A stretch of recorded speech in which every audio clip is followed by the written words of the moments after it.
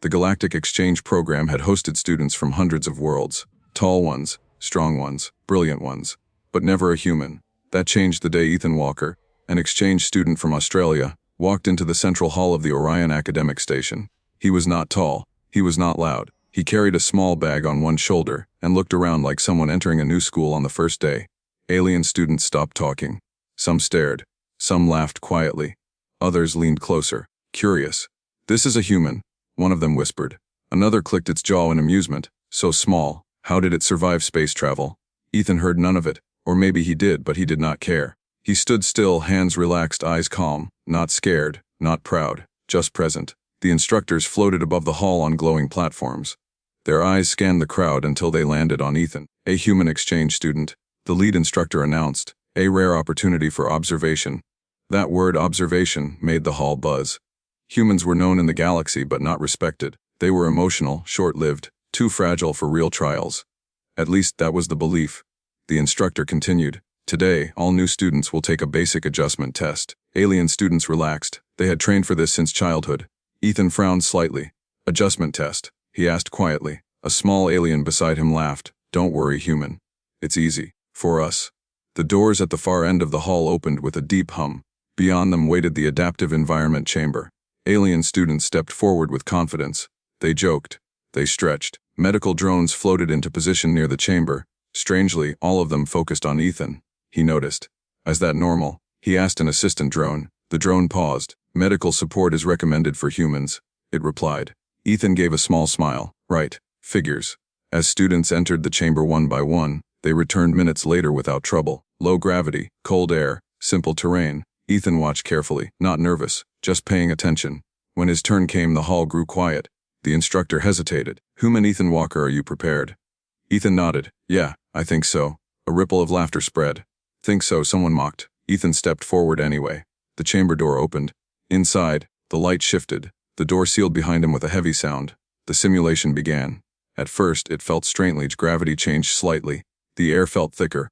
Ethan adjusted his stance, just like he used to during long hikes back home. Nothing new. Then the temperature dropped fast.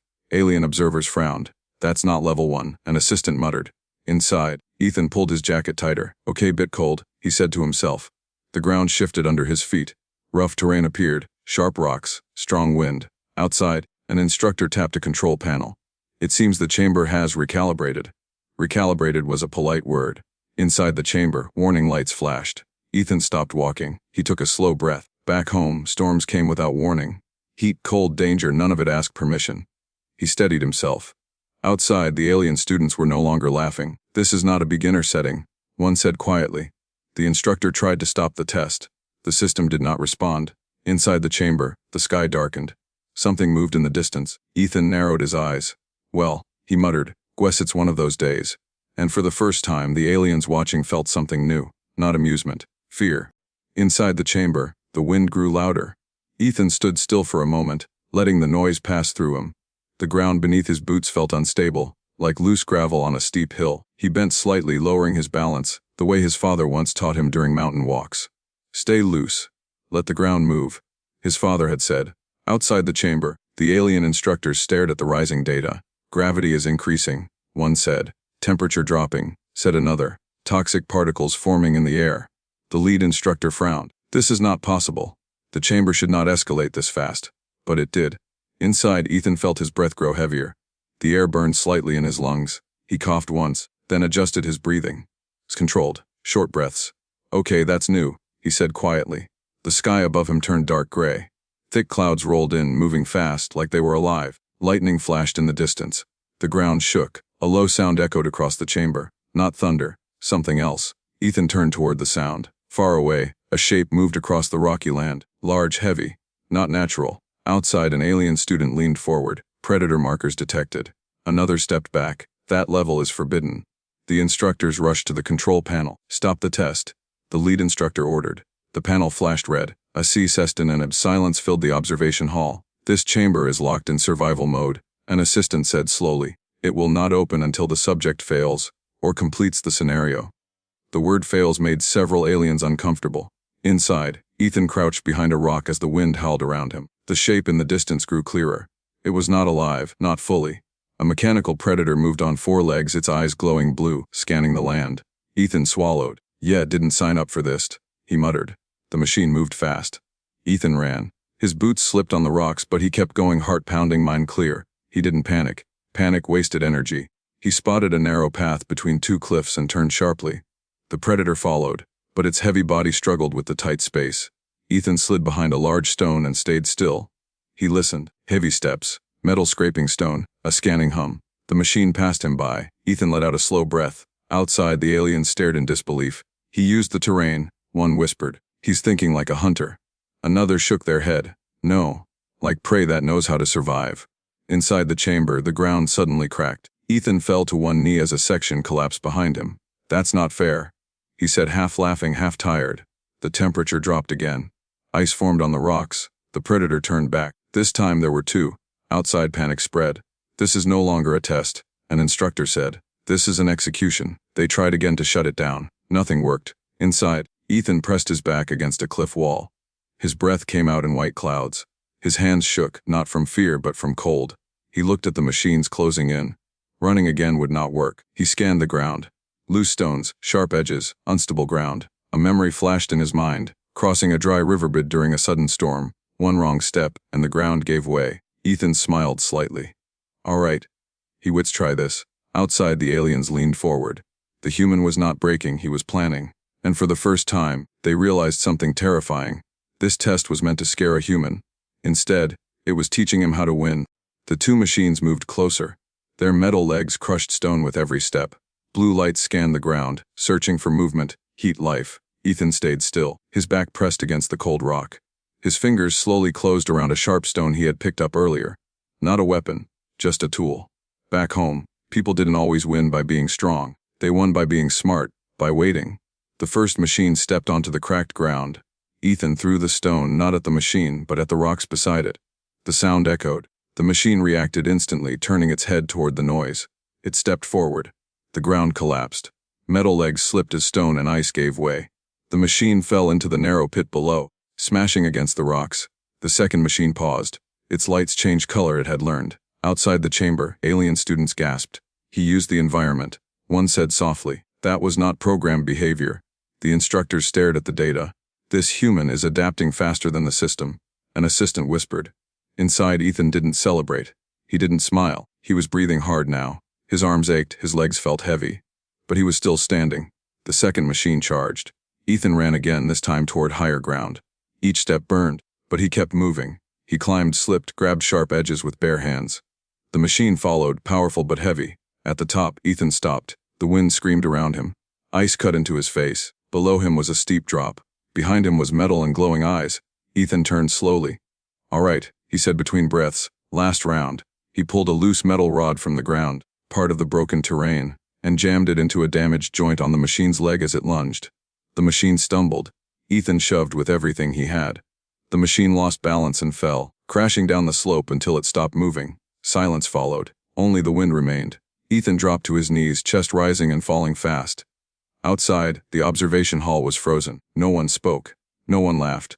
This is impossible, an alien student whispered. He should be unconscious. The lead instructor swallowed. Humans evolved on unstable worlds, they said slowly. High danger. Constant pressure. Inside the chamber, warning lights flickered. The simulation had reached its limit. System integrity dropped fast.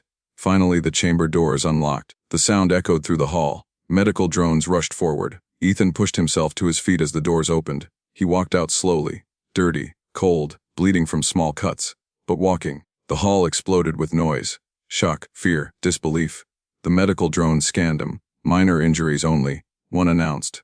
The instructors stared at Ethan like they were seeing him for the first time. You were supposed to fail, one said quietly. Ethan looked up, confused. Fail, he asked. You mean the test? The instructor nodded. Ethan shrugged slightly. Gus, it wasn't built for humans. That sentence hit harder than any weapon. Alien students stepped back. Some lowered their heads. Some looked at him with new respect. One alien finally spoke. Why didn't you stop? It asked. You could have surrendered.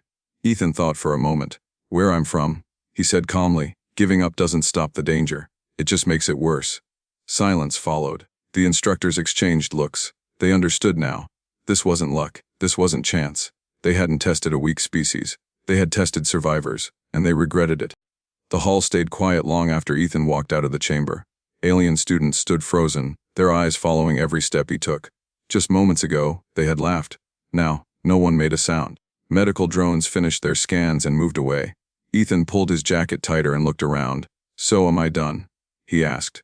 The lead instructor hesitated before answering. "Yes," they said slowly. "The test is complete." Ethan nodded. "Good, could really use a hot drink." That simple sentence broke something in the room. He had faced a deadly simulation. Machines meant to kill. Conditions no beginner should survive. And he was thinking about a drink. Alien instructors gathered near the control platform. Their voices were low, serious. "The system exceeded all limits," one said. "The human should not have survived." "But he did," another replied, "and without special equipment." Their data screens showed the truth. Heart rate spikes controlled, decision-making fast, stress response efficient. This was not strength, the lead instructor said. This was endurance. Word spread quickly across the academy. Within hours, messages reached the Galactic Council. Human exchange student survives lethal trial. System failure due to underestimation. By the next day, changes had already begun. Human students were reclassified. Training programs were rewritten. Survival simulations were updated because of one human. Ethan didn't know any of this. He returned to class the next morning, carrying the same small bag, moving the same quiet way. But nothing felt the same. Seats shifted when he entered. Eyes followed him. Alien students who once mocked him now nodded with respect. One finally spoke. "You faced death," the alien said carefully. "Why were you so calm?" Ethan thought for a moment. "Back home," he said. "Stuff goes wrong all the time. Fires, storms, animals. If you panic, you lose." The alien processed this. "You are not fearless," it said. "You are trained." Ethan smiled slightly. "Wouldn't call it training. Just life." Later that day, the lead instructor called Ethan to their office. "We owe you an apology," they said. "You were placed in danger." Ethan shrugged. "Wasn't great. But I'm okay." The instructor studied him. "Your species was misunderstood," they said. "We believed humans survived by luck." Ethan shook his head. "No," he replied. "We survive because we don't quit." That answer was recorded and sent to the council. Across the galaxy, alien leaders watched the footage again and again. Not of violence, not of dominance, but of a human standing back up. New discussions began. Human advisors were requested. Joint training programs proposed. Survival experts asked for. Earth was no longer seen as weak. It was seen as dangerous in a quiet way. As for Ethan, he returned to his normal routine. Classes, meals, long walks through the station corridors. But now, when danger drills were announced, aliens looked to him. When systems failed, they asked him first. And when someone laughed at humans, they were corrected quickly. Because everyone remembered the day the Academy made a mistake. They tested a human and learned the truth too late. Humans were not fragile. They were forged. And this Australian exchange student was just one example of what happened when the galaxy underestimated them.